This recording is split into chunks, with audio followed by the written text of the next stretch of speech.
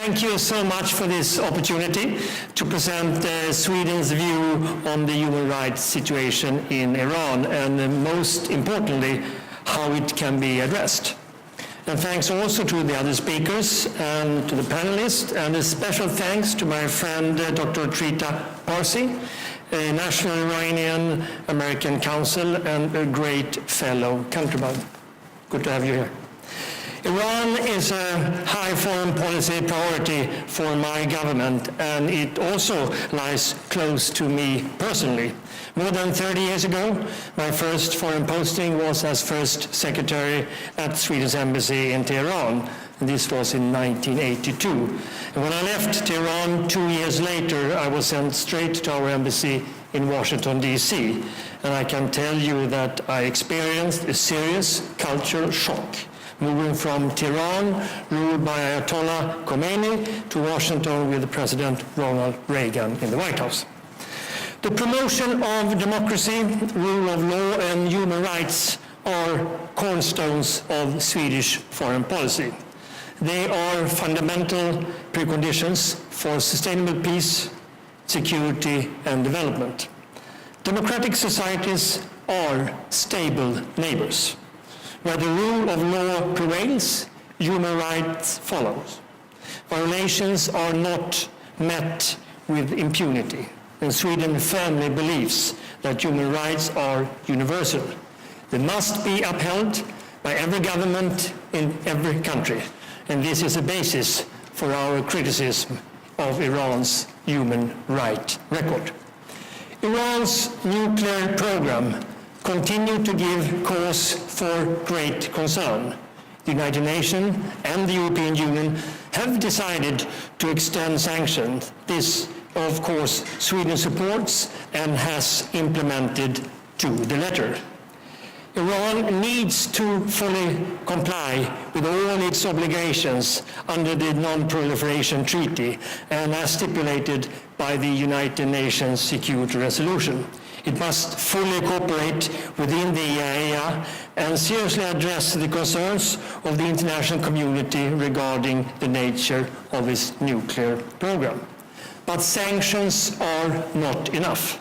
Sweden gives full support to resume dialogue with Iran concerning issues such as its nuclear program.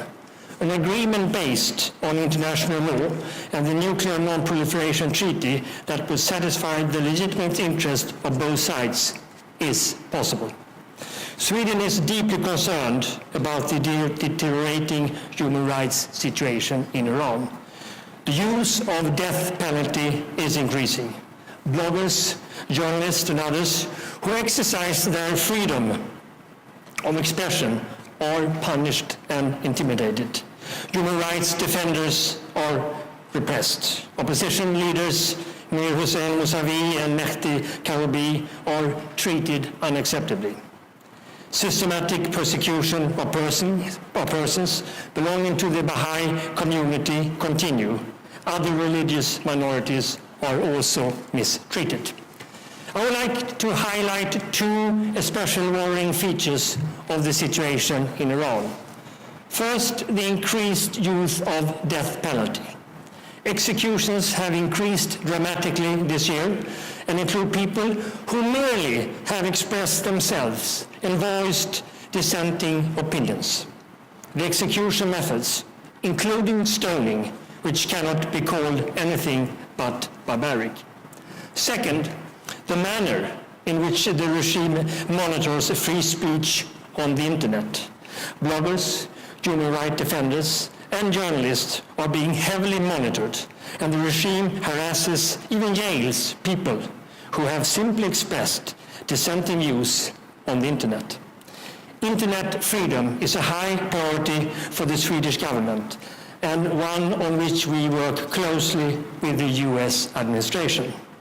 My government actively supports the work of the Special Rapporteur on freedom of opinion and expression, Mr. Frank LaRue, and we look forward to his report on the human rights and internet due in June.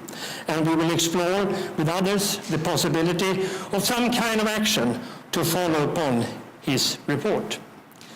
The overall picture of human rights situation in Iran is thus profoundly disturbing.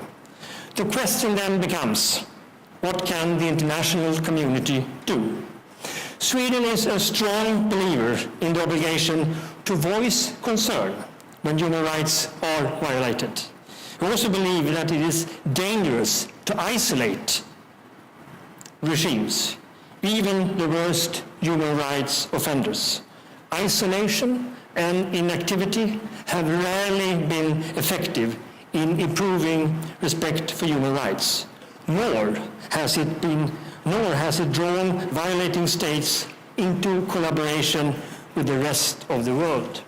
A consistent, carefully balanced, and patient engagement has a better chance. In such engagement, multilateral solutions are of great importance. A well-working United Nations is key for safeguarding international law and human rights. The Human Rights Council plays an important role. Our expectations of the Council have not, and I stress not, been met, neither in substance nor in membership, since its establishment in 2006. However, the fact remains, it is the primary UN institution for protecting human rights. The Council's recent actions on Libya show what it is capable of when it focuses on the most pressing human rights issues at hand. Iran not only has a worsening human rights situation, it has also failed to cooperate with the special mechanism of the Human Rights Council. Therefore, Sweden, together with a number of other countries, the United States, Macedonia, Moldova, Panama, and Zambia, has proposed that the Council establish a special rapporteur on Iran. It is important for the credibility of the Council to address massive violation of human rights and to demonstrate solidarity with the victims of abuse.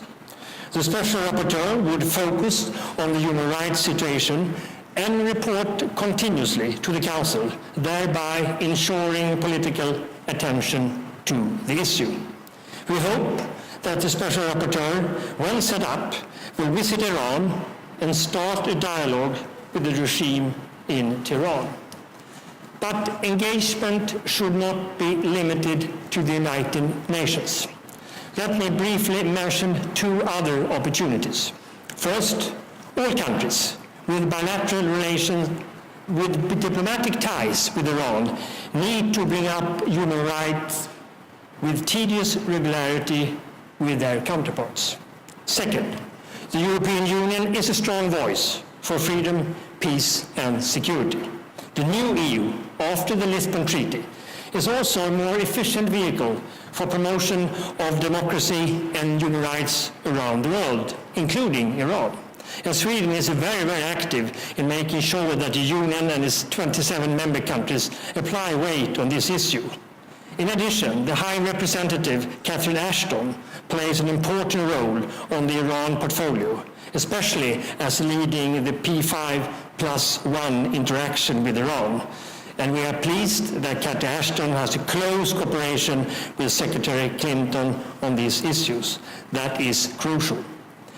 Recent events in North Africa and the Middle East have reminded us once again that the desire for freedom and liberty will not be suppressed by the use of force. Long-term stability and development require full respect for human rights and the rule of law. And that should be the goal shared by the international community and the people of Iran. To conclude, it is the task of each government to make sure that the human rights of all its citizens are fully respected. This task cannot be delegated to anyone else. But it is the responsibility of the international community to help promote such respect, to call attention to situations where this has failed, and to work for its implementation for all human rights, to make rights real. Thank you very much.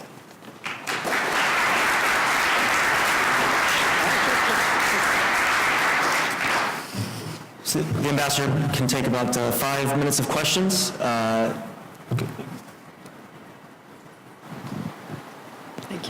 Thank you very much, Ambassador, for your remarks, and I'd like to thank you also for your country's leadership at the Human Rights Council and establishing a special rapporteur on Iran, something that my organization's been very involved in doing.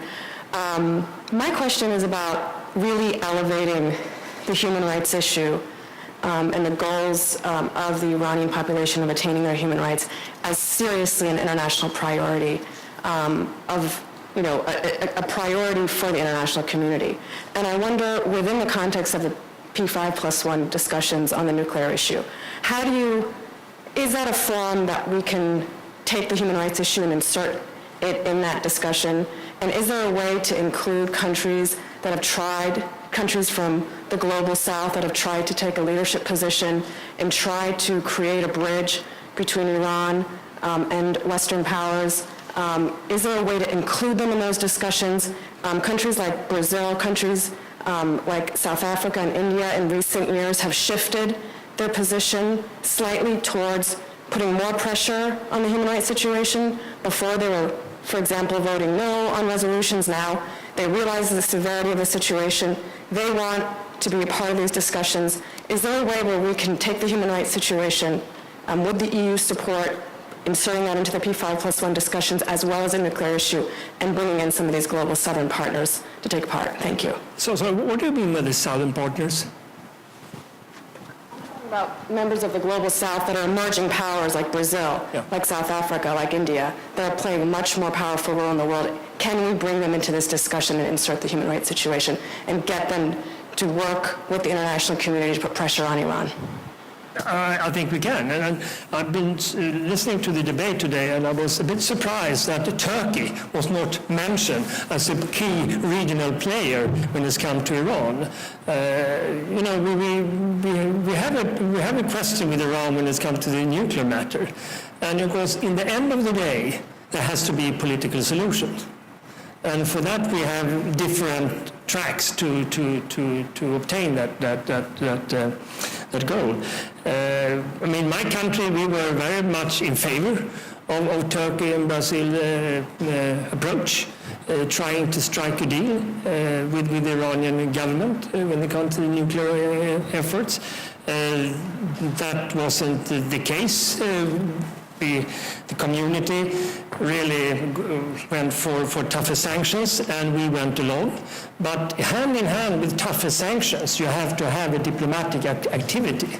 If you want to enforce even tougher sanction, well, then you have to step up your diplomatic activities at the same time. So you have this dual track approach.